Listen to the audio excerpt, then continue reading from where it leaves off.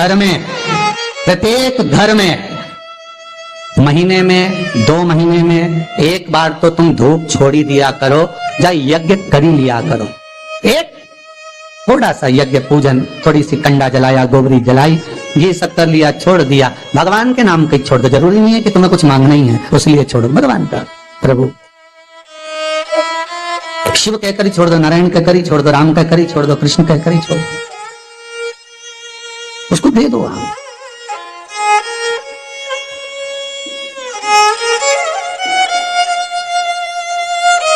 होना चाहिए एक बार महीने 2 महीने में यज्ञ का क्रम होना चाहिए।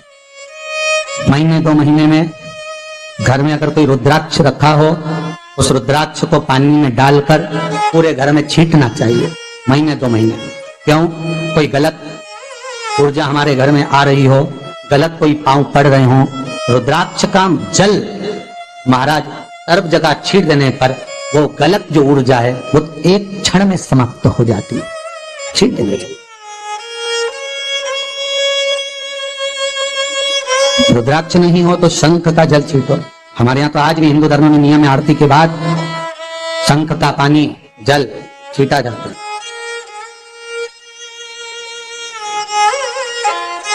सुख देने वाले, ये कोई रुद्राक्ष कोई साधारण सा है क्या? बेलपत्री का पेड़, वृक्ष माता जगत जननी जगदम्बा के नयन अश्रु से प्रकट हुआ।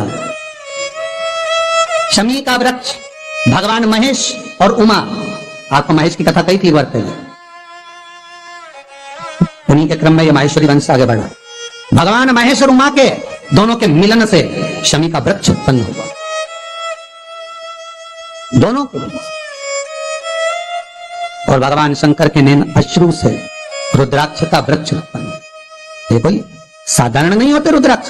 शंकर भगवान का ये एक स्वरूप है रुद्राक्ष, शिव का एक प्रतिबिंब है रुद्राक्ष, एक प्रतिबिंब।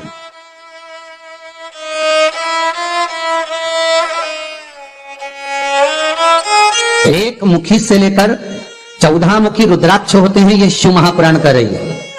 एक मुखी से लेकर 16 मुखी तक रुद्राक्ष होते हैं, ये स्कंद पुराण कर रही है। एक मुखी रुद्राक्ष लक्ष्मी की वृद्धि के लिए होता है, 2 मुखी रुद्राक्ष बांधाओं को हरने के लिए होता है, 3 मुखी रुद्राक्ष विद्या के लिए होता है, विद्या प्राप्ति। 2 बच्चा पढ़ने में कमजोर होता है, 3 मुखी रुद्राक्ष का जल पिला देने पर उसकी बुद्धि विवेक प्रबल हो जाता है। 4 मुखी रुद्राक्ष खोई हुई संपदा को वापस ले आता है, 5 मुखी रुद्राक्ष भी संपदा को लाने वाला। कोई वस्तु घूम गई, चली गई कहीं पर, नहीं मिल रही, बहुत प्रयास कर लिया, चावल की कटोरी में 4 मुखी रुद्राक्ष या 5 मुखी रुद्राक्ष को रख दीजिए, 3 दिन तक रखिए, वो वस्तु अगर घर में है तो हाथ में आ जाएगी, तुरंत मिल जाएगी। 4 और 5 6 मुखी रुद्राक्ष अटके हुए काम को सफल बनाता है। 7 मुखी रुद्राक्ष, अगर कोई भिखारी ठेला चलाने वाला भी 7 मुखी रुद्राक्ष को अपने गले में मंत्र का स्मरण कर 7 मुखी रुद्राक्ष का मंत्र है ओम हूम नमः, 7 मुखी रुद्राक्ष का मंत्र का स्मरण कर गले में लाल धागे में पहन लेता है, भिखारी भी अपने तत्व से छूटकर सुंदर धनवान बन जाता है। 7 मुखी रुद्राक्ष का फल। 8 मुखी रुद्राक्ष रोग मुक्ति के लिए होता है महाराज।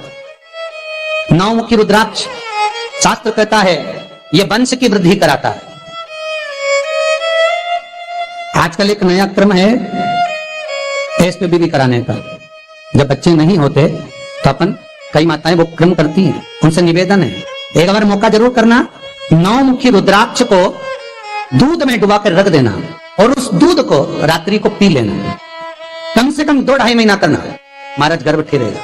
9 मुखी रुद्राक्ष का दूध पति और पत्नी दोनों पिए, गर्भ ठहरता, गर्भस्थ भाव हुआ। संतान की प्राप्ति के लिए 9 मुखी रुद्राक्ष प्रबल है। 10 मुखी रुद्राक्ष घुटने का दर्द, कमर का दर्द उसके लिए होता है। 11 मुखी रुद्राक्ष रोग मुक्ति के लिए होता है। 12 मुखी रुद्राक्ष ब्लड प्रेशर के लिए होता है। 13 मुखी रुद्राक्ष महाराज संपदा को बढ़ाने के लिए होता है और 14 मुखी रुद्राक्ष वैभव के लिए होता है। ऐसे 1 मुखी से लेकर 14 मुखी रुद्राक्ष होते हैं जो शंकर भगवान ने व्याख्यान वर्णन स्वयं तुमरुका जी के सामने किया। जिस समय शिव महापुराण विराम दे रहे हैं तुमरुका जी, भगवान शंकर ने अपने गले की माला निकालकर रुद्राक्ष की तुमरुका जी को दी। जब तुमरुका जी के गले में माला पहनी तो तुमरुका जी ने पूछा इस रुद्राक्ष में क्या लाभ है, इस रुद्राक्ष का क्या फल है, आप मुझे वर्णन करें। शिव महापुराण की विद्येश्वर संहिता में यह सब वर्णन लिखा है। और अगर आप कहें कि गुरुजी हमको मंत्र भी बताओ इसके, तो आप गीता प्रेस गोरखपुर की शिव महापुराण को लाओ और उसमें विद्येश्वर संहिता को निकालो और उस विद्येश्वर संहिता में रुद्राक्ष का एक एक मंत्र लिखा हुआ है 14 मुखी तक, कि कौन सा रुद्राक्ष का क्या मंत्र है, उसका कैसे नाम जपना है, कैसे स्मरण करना। श्रीमद वल्लभाचार्य जी ने एक पुस्तक लिखी है जिसका नाम है जल भेद। कौन सी पुस्तक है? जम के पढ़ लो, जल भेद। पूरी किताब पढ़ना, उस किताब का एक सार मिलेगा जो यहां से वर्णन किया जा रहा है। जल भेद किताब श्रीमद वल्लभाचार्य जी ने लिखी। पुष्टि मार्ग की इस किताब में श्रीमद वल्लभाचार्य जी लिखते हैं कुएं का जल, बावड़ी का जल, तालाब का जल, खड्डे का जल, बारिश का जल, हापसी का जल, हैंडपंप का जल, ट्यूबवेल का जल, नदी का जल, सरोवर का जल, तालाब का जल, घड़े का जल, कुंडे का जल, समुद्र का जल, सरोवर का जल, तालाब का जल, इन सारे जलों में सर्वश्रेष्ठ जल कौन सा है? श्रीमद वल्लभाचार्य जी ने पूछा और उस पुस्तक में उत्तर भी लिखा कि इन सब में सर्वश्रेष्ठ जल कौन सा है? तो श्रीमद वल्लभाचार्य जी लिखते हैं सर्वश्रेष्ठ जल है समुद्र का जल। कौन सा जल है? समुद्र। अब आपके मन में आएगा बताओ समुद्र तो खारा होता है, तो जल श्रेष्ठ कहां से हो गया? श्रीमद वल्लभाचार्य जी ने लिखा सर्वश्रेष्ठ जल है तो समुद्र का, बावड़ी का नहीं, तालाब का नहीं, कुएं का नहीं, हापसी का नहीं, हैंडपंप का नहीं, बारिश का नहीं, खड्डे का नहीं, घड़े का नहीं, कुंड का नहीं, तालाब का नहीं, सरोवर का नहीं। श्रीमद वल्लभाचार्य जी लिख रहे हैं सर्वश्रेष्ठ जल समुद्र का।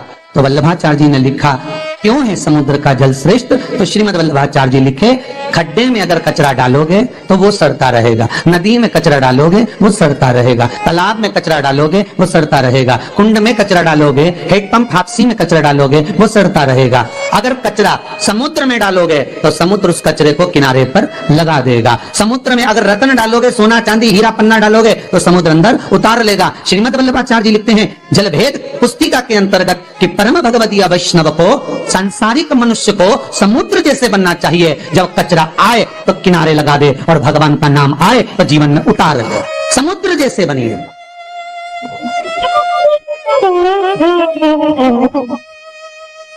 पर हम समुद्र नहीं बन पाते।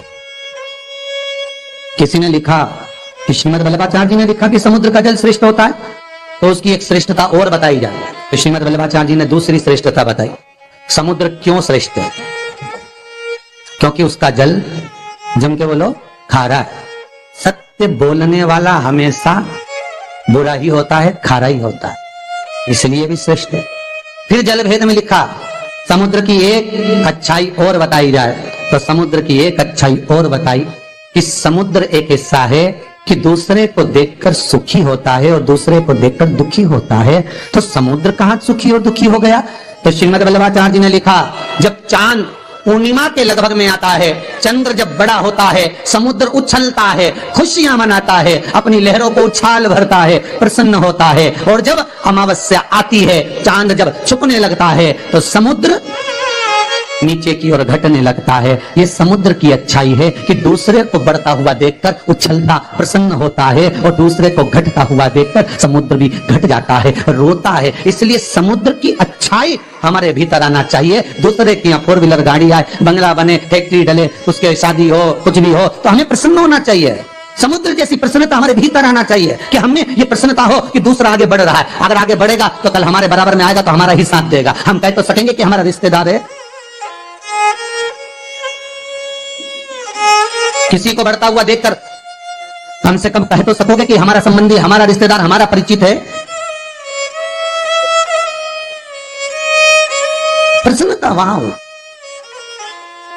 बहुत पैसे वाला व्यक्ति अगर कहीं रहता है तो अपन कहते हैं ना वो हमारा रिश्तेदार है, सब हमारा पहचान वाला, तो उसे हम अपनी पहचान दिखाते, बताते,